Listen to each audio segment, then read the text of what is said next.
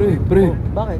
Sila Nard, ang daming ininom kagabi. Eh di syempre, Nalasing. nasayahan syempre, nagiinuman, masaya yun. So masaya sila, no? Eh di maya-maya, nagkainitan. Eh di pag nagkainitan, Eh di nag-aaway. nagsayawan ng mga hindot.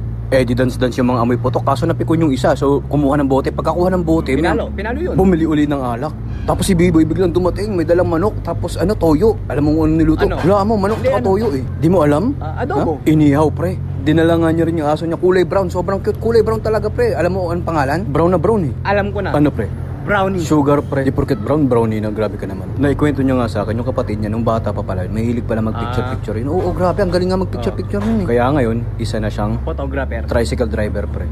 Inabot sila ng umaga pre, kakainom, alam mo ba? Tapos nagising yung nanay ni Nard, nagalit, sumigaw, sabi, Hoy! Tumigil na kayo? Ilabas ang pulutan! Ang bait pala ng mama nun, grabe. Ay, ganun? Oo, di kaya ng mama mo, Killjoy kasi yun si Aling Sonia eh. Alam mo kaninang umaga, si mama bumili ng inumin. Kaninang umaga, anong inumin? Ano? Kape. Oh, tapos? Alam mo kung anong kape? Ano? Nasa pack.